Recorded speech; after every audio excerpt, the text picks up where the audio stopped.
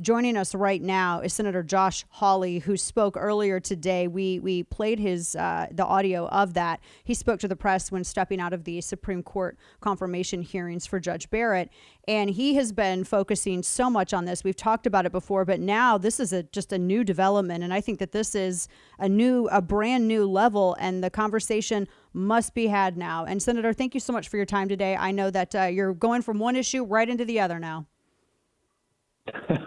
Well, it's quite a time, Dana, but I tell you what, it's now big tech versus America, because that's what's happening here. I mean, these monopoly companies want to control now what news we can read, what we can say to each other. I mean, look what they're doing to you, where you can't even talk about the news now without them shutting you out, shutting you down. Here's the deal. 40% of Americans get their news from Facebook. That's their primary source of information. I mean, these companies exert tremendous influence over what news we read and share. We've got to stop this censorship. And I completely agreed. And I've been completely open with you about this. I've been going back and forth on this, and I think throughout, and I was coming to this opinion even before what happened this morning. And I think I fully understand and I fully grasp for those out there who are they're worried about First Amendment issues. And I'm going to use this as an example, and I'll get your reaction to it. So Justin Amash had tweeted, quote, "The First Amendment prohibits government censorship and protects private censorship. In a free society, Twitter and Facebook are allowed to make horrible decisions with respect to content moderation, and you're allowed to tell them off and use another service," end quote. But isn't that, no one's saying that they can't do that. Isn't this more of a question about the immunity they have from liability as it relates to unprotected speech, because they are not just facilitators? They are now acting as though if people look at it like it's a publication instead of a platform, maybe that helps. But isn't this a question of liability? Yeah, they get a sweetheart deal from government that no publisher gets, no media company gets. You don't get it. No newspaper gets it. Nobody, just them, just the tech companies. It's a huge giveaway from the federal government. They can't be sued. So if you get censored, as you have been, if you get shut down, or if they put up libelous stuff against you, you have no recourse. You can't do anything. It's time to end that deal. How have they gotten to be a monopoly? How's Facebook gotten to be a monopoly? How's Google gotten to be a monopoly? Because of the government handouts. It's not like they did this on their own. They'll admit that to you. That's why they don't want any change in this big government, big tech sweetheart deal. Big tech's desperate to keep their government protections. That's what needs to end, Dana. You know, I don't want to impose. Sometimes people say, well, we need a fairness doctrine where we'll force them to give conservatives equal time. No, we don't need that. We just need free speech. And if you get censored unfairly, then you ought to have your day in court like you can against anybody else. Yeah. And as it relates to 230, are you, because I know that now you and other members of the Senate have said that Jack Dorsey needs to be subpoenaed. Facebook's Mark Zuckerberg, Google will be brought before the Senate to answer questions.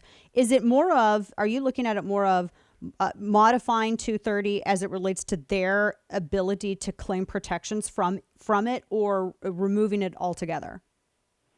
What I'd like to see is a targeted repeal of 230 that will allow Americans to sue if they get censored. You know, if these companies enforce, another way to say that, Dana, is they've got terms of service that promise that they'll be even-handed in how they apply their policies. Well, they're not even-handed. We're watching that happen. So what we ought to do is give every American the right to say, hey, listen, if you treat me unfairly, if you censor me unfairly, then I ought to be able to take you to court.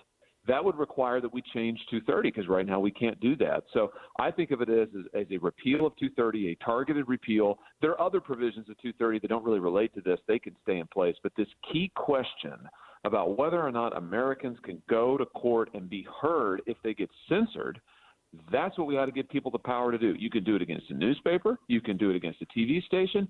You ought to be able to do it against Facebook. Yeah, and see, that makes sense, because especially if it's not just they're at them acting as a facilitator and they are really choosing what to present to the public, well, then you are acting as a publisher. So we're talking to Senator Josh Hawley from Missouri on this. When we look at the impact that this has on the election and how it affects the election, where do we, when it relates to tech, where do we draw the line about protecting the integrity of the election while not going over the line and infringing on constitutional freedoms, even freedoms of private entities that may not be publishers, and to behave in that particular manner or to put up whatever they want to put up? How can we respect the Constitution and also protect the integrity of our elections? Well, no corporation should have the right to rig an election. I mean, that's the bottom line. And we have election laws in this country, campaign finance laws. And here's my concern. I'm concerned that what Facebook and Twitter is doing, what they are doing, looks like it's in coordination with the Biden campaign, number one. Number two, it looks like a huge in-kind contribution to the Bidens. I mean, you know what this is worth? I mean, the amount of money that this is worth, them shutting down this story, not allowing it to be distributed, Facebook throttling down its sharing on their platform so it doesn't show up in people's news feeds. I mean, this is worth potentially tens of millions, hundreds of millions of dollars, I don't know, in terms of a campaign contribution. So I want the FEC to see if any election laws have been violated. And then, yeah, they need to come to Capitol Hill. They need to take an oath that needs to be both Dorsey and Mark Zuckerberg, not just Twitter. It needs to be Facebook because, to be honest, Facebook has even more control over news and information than Twitter does. Facebook is so powerful, Dana. Facebook and Google, two most powerful monopolies in the history of the world. Easy, hands down. They are incredibly powerful. And Facebook needs to answer, and Twitter need to answer for what they're doing here. Wow. And so now we right from the Supreme Court hearings, now we're going into looking at big tech. When do you hope, is this something that you hope to do before the election and get some action on this with 230? I mean, obviously it would have to go through the proper channels, and I would imagine there's going to be a fight from the left. Although sometimes I get the idea that there are Democrats that think the same as certain Republicans. And what's, I guess, the calendar that you look to have on this? Well, I think we ought to vote on 230 reform ASAP. You know, I actually went to the floor of the Senate myself because I'm so doggone frustrated that we can't get a vote on any of this legislation. Tech is just killing it in committees. So I went to the floor myself 2 weeks ago, to the Senate floor, and tried to force a vote, as any senator has the right to do, and the Democrats objected. They killed it. So I think that it is time for Republican leadership to set this for a vote next week. We ought to vote on this next week. I have a bill. Multiple Republican senators are on that bill. President Trump has endorsed that bill. We need to vote on it. We should vote on it next week on the floor of the Senate.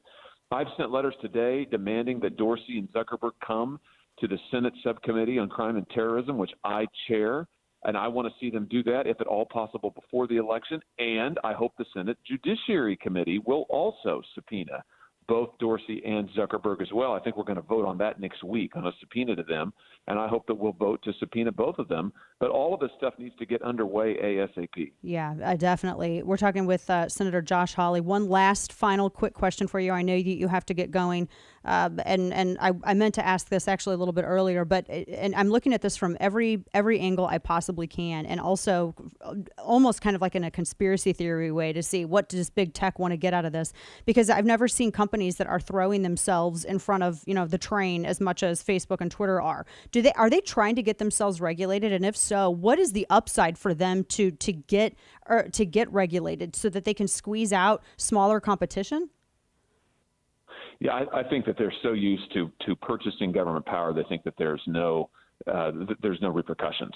They have spent lavish amounts of money, Dana, over a decade now, to buy off regulators, to buy off the watchdogs, and frankly, to get them to buy influence on Capitol Hill and the White House. The Obama administration was like a revolving door for big tech. I mean, they just, I was just looking the other day, Google got the federal antitrust enforcers, they got them to settle a case with them, and guess where they negotiated the settlement? The White House. They negotiated it at the Obama White House. That's the kind of influence they have. I honestly think tech thinks they can get away with all this. Right. They think there aren't any repercussions. They think they've got these senators and these congressional members. They think that they've got them on the payroll. Right. So we've got to send them a message that I'm not on their payroll. I mean, that's for darn sure. And it's time that the rest of the Republicans send a message that they're not on their payroll. I mean, we need to stand up and be counted here, because if we don't, Dana, the woke capitalists, because that's who they are, the woke capitalists are going to run this nation. They are going to control the country. We won't be in charge anymore, the people. It'll be the woke capitalists and their alliance with big government. They will run this country. We cannot let that happen. It is the big disinformation war. It is finally here, and we got to do something about it. Senator Josh Hawley, always appreciate your time, Senator. Appreciate your remarks on this and your fight as well. Thanks so much. We'll talk again soon. You bet. Thanks for having me. Of course.